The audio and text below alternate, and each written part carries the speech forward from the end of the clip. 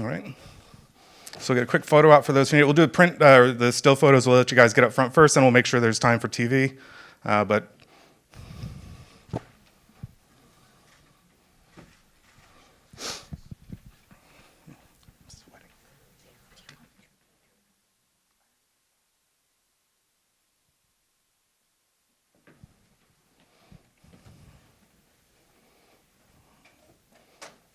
all right, TV, you guys give me a thumbs up from the platform when you guys are ready. All right.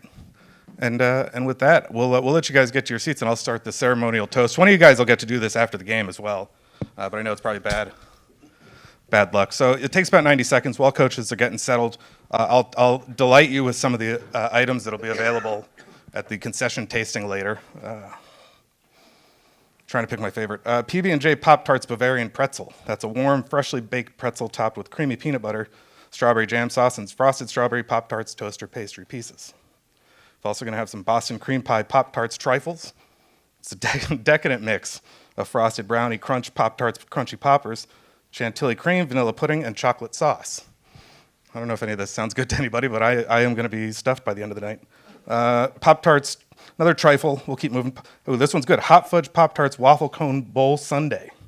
These are all sweet things. Frosted Hot Fudge Sundae Pop-Tarts, vanilla ice cream, chocolate fudge sauce, so on and so forth.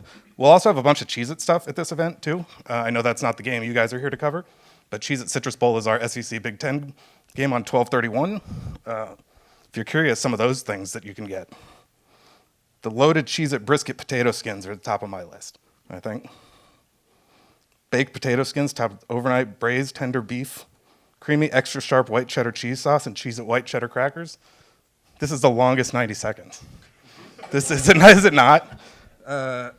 Loaded chili Cheez-It crunch dog. Eventually that thing's gonna pop and I'll stop reading menu items to you. A foot-long all beef frank topped with chunky chili jalapeno cheese sauce. There's some Pop-Tarts, hey! All right, so you can see the toaster works. It functions. It'll do the same tomorrow on the stage for the winning team. We'll put one up on the table. You guys don't have to eat it, but we'll make it available to you if you want it. Here. It's warm, I can assure you. And with that, we'll as you get settled, we'll take an opening statement from each coach. Coach Cristobal, if you can get us started, that'd be wonderful. Well, good morning, everybody. Again, thank you for having us here and having such a warm welcome to Orlando. But really want to thank Florida Citrus Sports for, again, just putting on a first-class event and taking us in, and the Pop-Tarts Bowl committee, staff, everyone, from the moment we have arrived and the entire process. Our players have really enjoyed it, even though we're not here for a real long time. Certainly just the resources, the treatment, the accommodations have been excellent. And again, as mentioned last night, we have the great honor of playing a great football team with a rich tradition, great tradition like Iowa State, led by Coach Campbell. Ton of respect for him and the great job that he's done with his program. And certainly proud of our players, the University of Miami, and always proud about being a Miami Hurricane. And looking forward to a great opportunity and a great game tomorrow. Yeah, I obviously we would echo the same thing, from Steve Hogan and really the entire staff here that does such an incredible job making these experiences really special for our football program and our football team. We're uniquely, third time we've been able to play down here. Each experience has been absolutely incredible, and a lot of it is because of the people. And I think one of the great things about this bowl game is the impact that it makes on this great community. It's bigger than just a football game. I think the ability to make such a profound impact in the neighborhoods around the stadium and really what this stands for, it's great to be a part of something like that. And, as Coach Cristobal said, the respect that we have for both Coach Cristobal, his staff, and obviously the great tradition and the great team that Miami is. It's just an honor to be a part of that. We're certainly really proud of our football team. It's been a really special year this year for Iowa State football. Got great leadership, great senior class, and a really great coaching staff. So it's an honor to be able to finish up our season here against just a tremendous opponent in a great bowl game. All right, thank you both. If you have a question in the room, raise your hand. We'll get a mic to you. We'll start with Tim over on the right. If we can get a mic to right side from Ray. And then we'll move over to the left side. Good morning, guys. Thank you. Good morning. Mario, conventional wisdom says in this day and age that kids that are going to be projected as first rounders don't play. And every indication from Cam has been that he will play tomorrow. Why do you think he made? It's unfair to ask you to speak for him, but why do you think he made that decision to go one more time with you guys? Well, I think modern day conventional wisdom sometimes clashes with principles and values of what is right, and nowadays in college football, we are compensated at all levels, right? Coaches, players, administrators, and to do a job, and you must finish the job. I think Cam's DNA, his upbringing, everything that he is made of and stands for is the right kind of stuff, the stuff you want your team made of. He's had a tremendous impact on our community, our team, our program, alumni, and so he understands the importance of finishing, and he understands the caliber of opponent that we're playing and the importance to play at a really high level to give ourselves the best opportunity in this game. So certainly credit to him and the rest of those seniors. All right, move over here to the left side. Kind of a similar question for both coaches. Why there's been few, if any, opt-outs. Why do you guys feel like this game is important to finish the season? Yeah, I would just say from my standpoint exactly what Coach just said. I think both programs are built on values and principles and team. And the reality of it is team is all the way till the end of the season, not till halfway through the season. So I know we're very fortunate that we've got a great senior class that has stood for the right thing, for multiple years in our football program. And I think when your seniors believe in those values, it really trickles down from the top down. And so we're really fortunate to have great leadership. Yeah, that's very well put. I would echo the same sentiments, and so important. As much as talent acquisition is really important to building a program and sustaining a program, so is having some really highly, I would say, effective, productive, and committed culture. Right, making sure that our task is not only to develop great football players and win games; it's also develop young men for what is right and how to do things the right way. And can you imagine telling your own son, hey, you can start this but not finish that? I don't think anyone in this room would approve of that type of a directive. So I think what you're seeing is we had the opportunity to play against a great football team that has great culture. And that's why it's become very important for our players to have not only great practices but to exhibit great culture, because this is going to be a great football game. All right, we'll take one down in the front, then we'll go to the aisle over there. Yeah, Mario, right here. You just kind of got into it talking about the culture there. You've coached against Iowa State before. What comes to mind when you think of Iowa State University? I think it's a team that first benefits from tremendous coaching, and you see it layered the right way. You see strong senior classes, junior classes, sophomore classes due to retainment and development. That means belief in the program is strong. So systems have been in place for a while, so guys know what they're doing, how they're doing it, and why they're doing it that way. And not only do they have great individual athletes, they play great as a team. They know where their help is. They know where each other is supposed to be, and they're there. And on top of that, they're very, very physical, and they play extremely hard. So you could tell that certainly it means a ton to them. All right, we're going to take one on the aisle over here, and then we'll move back to Kyle on the left here. Thanks. This question is for both coaches. I know that Iowa State and Miami are playing for the first time. That's part about bowl games. You get to see opponents play for the first time. Could you see yourself down the line entering a scheduling agreement where these two teams would play like trade one at home and one away or whatever like that, as we saw how important strength of schedule is to try to be able to get into college football playoff? Thank you. Yeah, obviously that's a great question, and I think the world we enter right now, and I know both conferences that we play in are really strong, and I think anytime you get an opportunity to strengthen your schedule and play great opponents, and I'm sure that'll be something we'll look at down the road. But again, I think it comes down to a respect factor, and as Coach Cristobal said, the respect factor for both of us in our programs and belief in each other's programs, there's tremendous amount of respect for those quality opponents. No doubt. I think it'd obviously be great to look at those particular options, except for, late November up there. Aside from that, I think it would be a great idea. All right, we're going to go to the left side on the aisle here, then take another one on the left.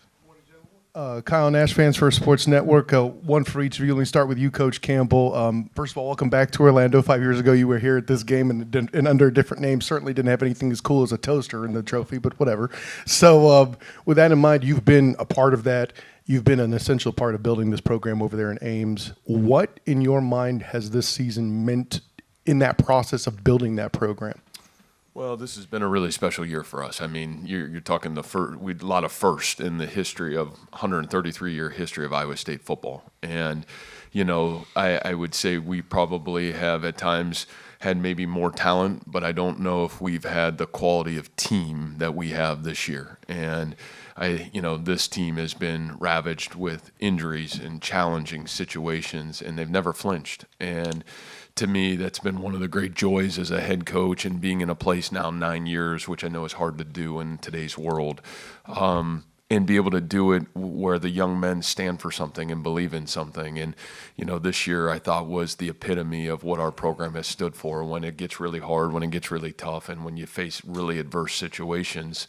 Man, how do you work through hard? And it takes great leadership, and our leadership in our senior class is as special it's ever been. Our two captains with Jalen Noel and Bo Freeler, what those two guys have meant to Iowa State football and how they've exhibited elite leadership, and then their senior class on top of it. It's been really special to watch. So we're really grateful. It's been a really rewarding season, and obviously to be able to end down here in a really special place against a really special opponent is awesome. To you, when you first arrived at Miami, it was kind of seen as a rebuild of its own right. One game away from the playoff. What does that mean in your process and what you brought to the Miami program? Well, it's been a ton of progress. I mean, I'd been away for a long time, almost a 27-year journey to get back to what was always the end goal. And it was one of those things where, I know I've kind of said it ad nauseum. One day I just woke up and said, I'm tired of watching from afar. I want to be part of the solution, a part of the solution, And so over the last 3 years, there's been a ton of progress. And then, again, a year of a lot of firsts for us as well. I mean, first time Miami's been undefeated at home for a long, long time. Second 10-win season in maybe 20 years.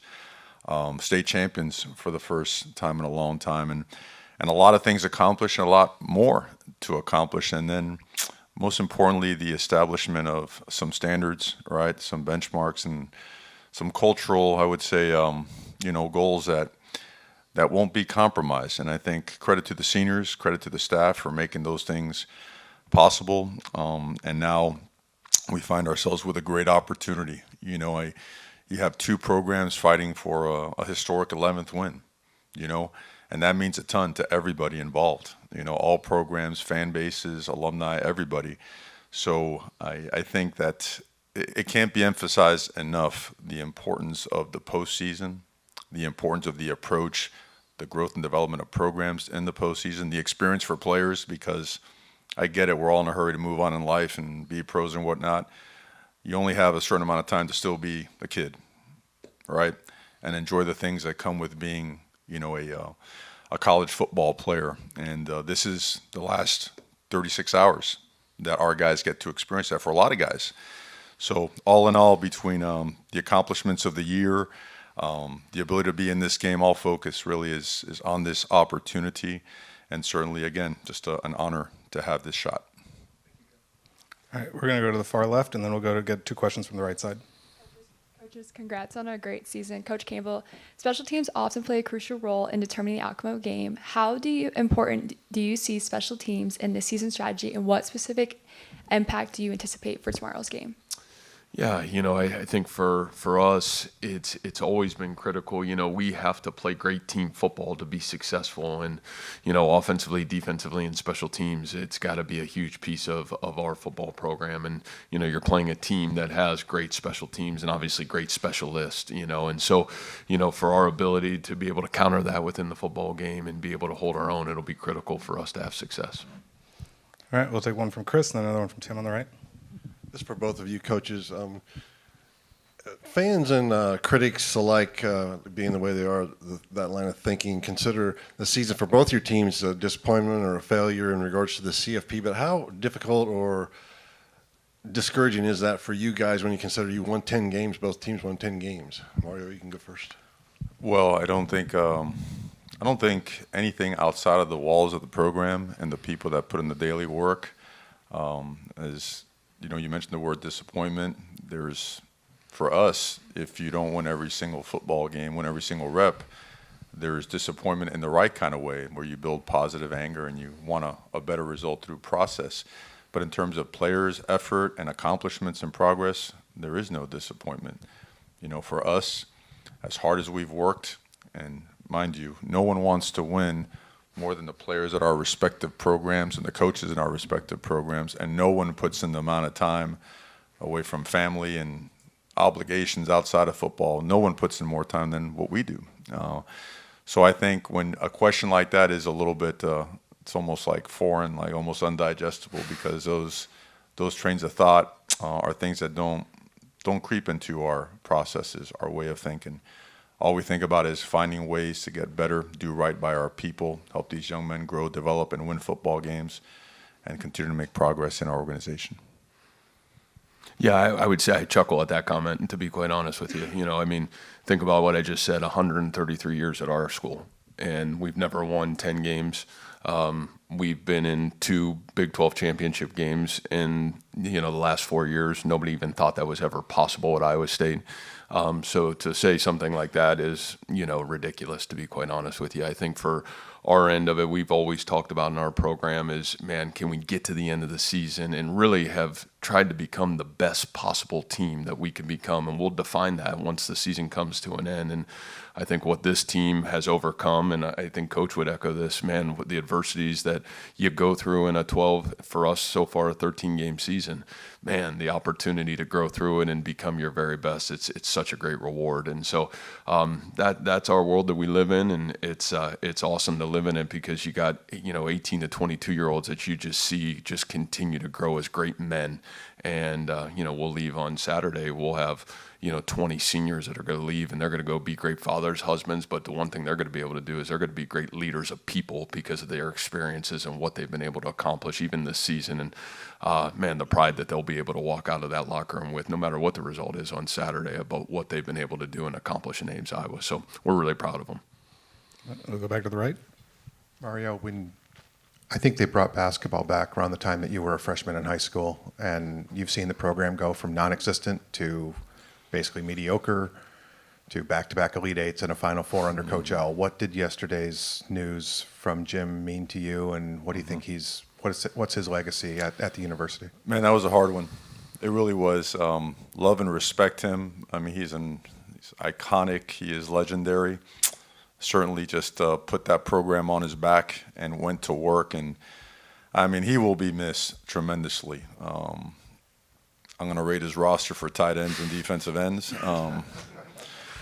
I think he's just an exceptional human being. I look forward to getting with him and picking his brain on leadership and on team building and culture and getting him over and having him in front of the guys. And I know he always wants to be involved with the University of Miami, but you couldn't ask for a better human being and a better leader for a program and for young men than Coach L. So, Coach L, love to you, man. Certainly, hey, I look forward to seeing you here, down the line, but really appreciate everything you've done for community, for program, for the University of Miami. Is it sad when he's not the first basketball coach, and it's been a basketball thing. Mm-hmm. I'm sorry. Is it sad when you hear a bunch of these big-name basketball coaches in the last couple of years saying, this is not what I signed up for? How do you process the changes and how it's really affected? Mm-hmm. It seems to have a profound effect more on basketball than basketball coaching than maybe other sports. I think I'm sure we come across a few things that are not likable, borderline detestable, but we love football more than we love the issues that have arisen due to just changes in the game. And there does come as one thing that has stood the test of time: you either adapt or you die, right? So we're in adapt mode, and this period of time, no one knows how long it's going to last, when there's going to be some type of order associated with it. And until then, and hopefully this too shall pass in terms of just the uncertainty of how to navigate, because there is no handbook. I mean, we're were probably groomed by coaches, and we worked under people that gave us blueprints that we have used to build programs. And now that blueprint is kind of out the door. You have to create a new one that's changing every other week. But honestly, I think you're looking at programs that, that don't flinch. So we just go. And I didn't answer your question. I went all over the place with this. But I think you know what I'm saying. It's you go, man. You adapt and you keep going forward. And you know what? You know what's undefeated? Working your butt off and doing right by people. And if you stay along those lines and you're willing to understand that you better have tough staff members because the hours are longer, the days are longer, the off seasons are shorter, then you know what? You're going to find a way. And hard-working good people have been undefeated over the course of time. All right, we're going to squeeze in a couple more. We've got basically a line of questions down this left aisle, but we'll start in the back of Fox 35.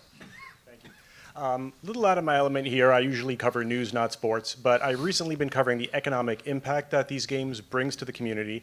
I'd love to hear some of your thoughts about what this game means for, you think, the city of Orlando, for the money that it brings to the community, to especially the local nonprofits, and also the exposure that it can give to the city. Yeah, I know I started off this with my initial comments. I think Steve Hogan and what they have, the vision of impact, not just from the game day experience, and I know it's tied in with the Citrus Bowl and the next experience, but the reality of it is just the impact that they have taken these experiences and given back to the local community, and the impact of really making a difference. I think that's pretty powerful for our kids to hear, because again, our job is to take 18 to 22-year-old young men and send them out to the world and make an impact on the lives of others. And to watch a bowl game and bowl experience, and that's actually happening, and that money's being reinvested into young people and making a difference in communities, I think that's really powerful. So, man, I think Orlando's got they're getting a lot of things in Orlando, and you get a lot of visitors and you get a lot of tourism, but to watch a bowl game and bowl games have a powerful stance to make an impact and create real change, I think that's an awesome experience, and certainly great for us to be able to sell our kids in our program and see that actually happening. Well, and not only on top of that as well, not only present impact but future impact. How many families that are here intend to come back because they've had such a great experience, right? And from an economy standpoint, that's always a bonus. It's always a tremendous plus. And I want to reflect on the fact that the impact that the community has had on us. I mean, you have two teams that are going to be competing at the highest level tomorrow on the same field, and yesterday we're in the same theme park, and contributing back and giving back to the community, spending our time with a lot of kids, some underprivileged, some fans, and that's super impactful because it's all tied in together, right? I mean, impact, growth, and development are, reaches the economy, but also reaches the individual. It's transformational. And I think that combination, I think it's been impactful for both community and for our program. All right, we'll go to the left side, and then we'll go red shirt, and we'll close with the striped shirt up front. Mario, I know you're sitting next to your opponents for tomorrow, so you're not going to give away anything. But have there been any players in the bowl practices over the last month who have stepped up, guys who've taken that next step? I think that's what you always see during this time, those extra practices when school's out, right? Because a lot of these freshmen, school and college football, that's a lot. So there's a little bit of paralysis by analysis, just a lot going on in that head, a lot to juggle, and for the first time in their lives. And I think what you see now, you see some guys that have certainly, they have earned the opportunity to play more. They have earned the trust of their teammates and their coaches. To get into specifics would be difficult, But I think it'll be reflected in some of the position groups tomorrow that we watch. Tying into that question a little bit here, Matt, I asked you this last week. You wanted me to ask you again closer to the game, younger guys that have stood out in bowl practices. And then also your last time down here, it was kind of the first time for Jalen Noel, the first time for Bo Freeler. Who are some guys maybe tomorrow afternoon that will maybe be the next Bo Freelers or Jalen Knowles and have big games? Yeah, I think the thing for us when you look at it, I think some of those young guys that are redshirted, we talked about a little bit last week, in the O-line, the Helton twins, are two freshmen that I thought really had great bowl prep. Not to say those guys will be playing tomorrow, but I think those guys have really helped themselves out for what their future has the chance to look like in our football program.